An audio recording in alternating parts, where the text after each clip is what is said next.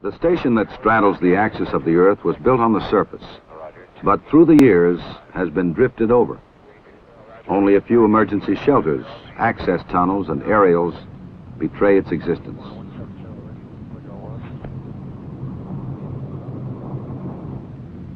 Field elevation 918. Roger, understand. Field elevation 9,180. 320, you'll be making approach to Skiway 2, which is 13,500 feet after touchdown. Then you're cleared for an approach at Toll Station. The weight of the ice is gradually crushing the station. Soon it must be rebuilt, perhaps to be drifted over and crushed again. 15, maintain 10,700. Roger, right to 015, 10,700. Hot mic is on. On. Visual check and no ski. No ski check, sir. 100 flaps to go. Roger.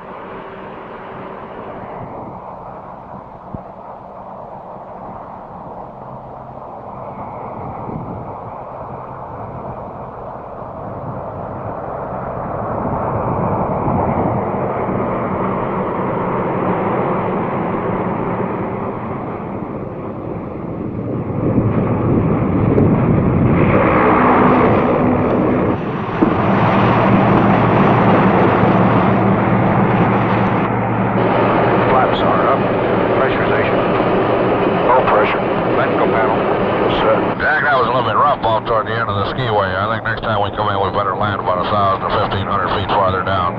Save that nose ski a little bit. 320 will remain here only a few minutes, just long enough to unload its cargo.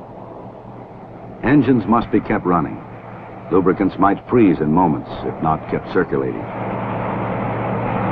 Jack will taxi up to the forward fuel pit there, the forward hose, and drop off this fuel.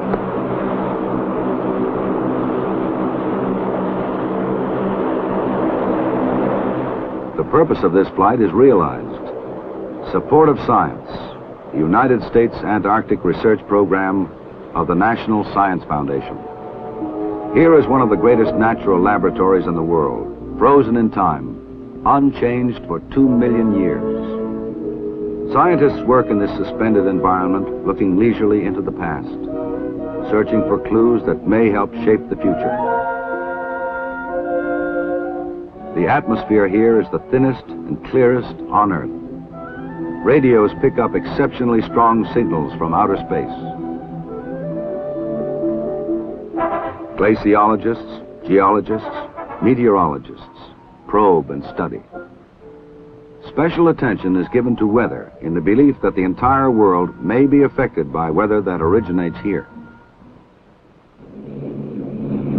4 Hercules aircraft support the scientific program that ranges over a continent almost twice the size of the United States. The squadron logs more than 1,000 hours a month in the seasonal rush to supply the stations and transport the science parties to wherever they need to go, often into areas where no man has ever been.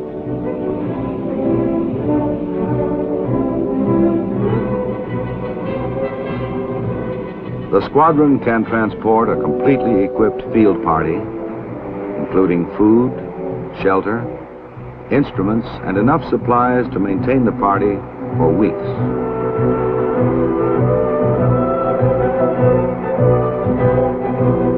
Like the early pioneers, they will be alone against the continent until their work here is complete. Then the airplane that brought life into this area will return to take it back to civilization.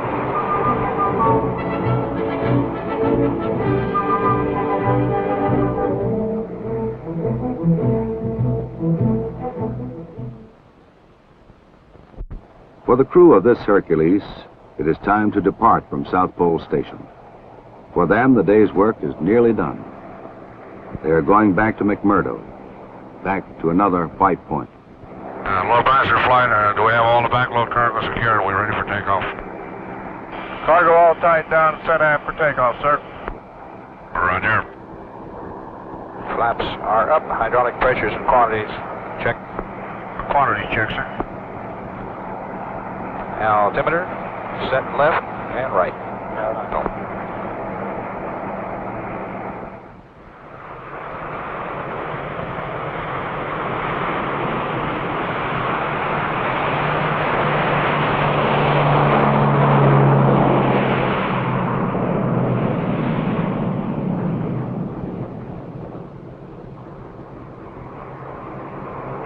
George Marcus 320, off pole down 0713, moving to flight level 310, estimated McMurdo 1013. Now, the plane does the work. The flight crew keeps watch. The monotonous drone of engines is tiring. The brilliant scenery has become dull and repetitious to them. They describe such flights as hours and hours of boredom, interrupted by moments of stark terror. Well, I'll be glad to get back, get a hot meal under my belt and a cold beer, and let the B crew take this thing for a while. Where are they scheduled They look to go forward to a on this McMurdo, a change from the routine of flying. When they arrive, they will rest, but the airplane will not. The B crew prepares to take over. This is the second shift, facing 18 hours or more of constant sun, thousands of miles crossing and recrossing uncharted stretches of the interior. So we just after right around Christmas, you'll have the 10,000 hours on. That'll be nice. Soon they will leave behind the meager comforts of McMurdo, the largest station in Antarctica. It is a frontier town on the edge of the last frontier. To the crews, it is simply the hill. Quarters are simple. Recreation is limited. Time off is pursued relentlessly, anything to make it pass quickly, remembering the other life 10,000 miles away. Oh, look at that. Get him. Gotta get him. The flyers admit that conditions are good under the circumstances, better than during the early days of deep freeze. Still, they say, an hour in the air is an hour off the ice. The airfield, Williams Field, is a short distance from McMurdo. Scratched from solid ice 40 feet above the waters of the Ross Sea, Williams is gradually going to sea, a part of the ice shelf on which it rests. In the unending daylight, operations continue round the clock, for this is truly a race with the sun. It is the culmination of Admiral Byrd's dream. I am hopeful that Antarctica, in its symbolic robe of white, will shine forth as a continent of peace, as nations working together there in the cause of science set an example of international cooperation. Explorer, scientist, dog team, and airplane. All have combined to open Antarctica and its secrets. But while we may uncover Antarctica, the continent cannot be tamed. We got a weather report from McMurdo. Ceiling's now 300 feet. Visibility has dropped to 3/4 of a mile. Wind is still out of the northwest, picking up with gusts of 30, and blowing snow has commenced. Okay, well, looks like we got a storm moving in from the north. We're going to have to go on in. We don't have enough fuel to go back, so let's just hope it doesn't go down much lower than that. The continent reigns supreme, and its weather is a mighty symbol of authority. To the grid north and west. The winds out there are 360 at 30, gust to 46. Man cannot control the weather here. Thank you. He tracks it from outer space, measures, analyzes, diagrams, and computes it. Still, the violent temper of Antarctica rises without warning. Winds scoop loose snow from the mountains and hurl it at the coast.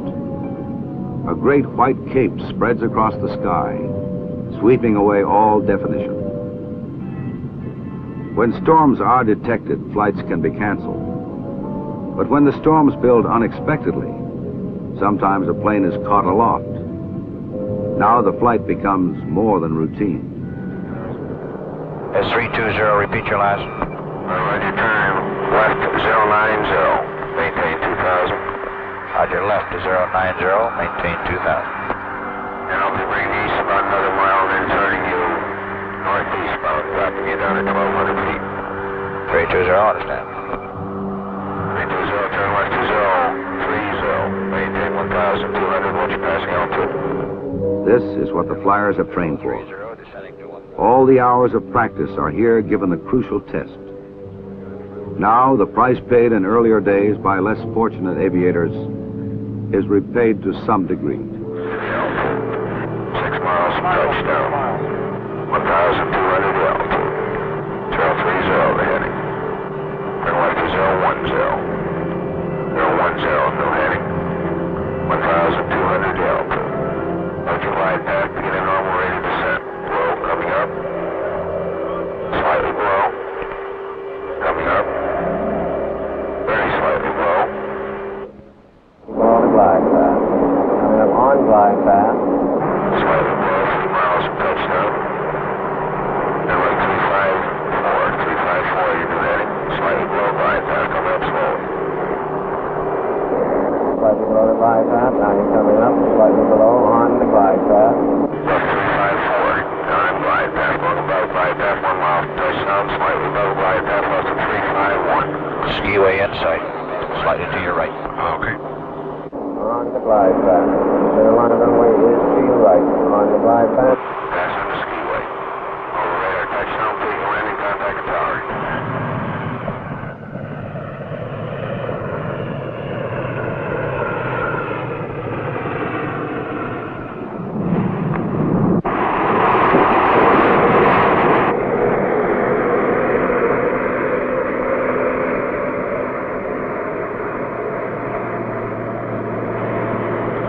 Yeah, here we are.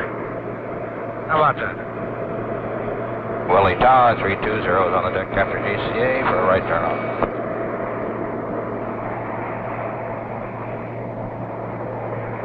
And so the flight is over.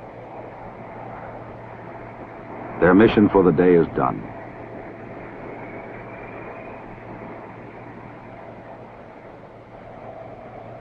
For this crew, it is the end of a working day.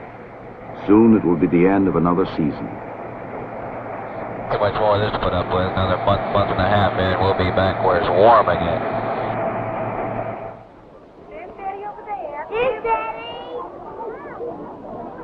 Here's Daddy. Now it is time for the second summer. A summer of gentle showers instead of blizzards, of bathing suits instead of parkas. When the sun returns in the Antarctic, the squadron will return.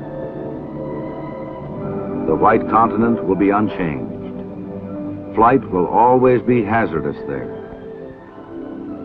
No matter what machines may come, the greatest defense against the dangers will be, as it has been,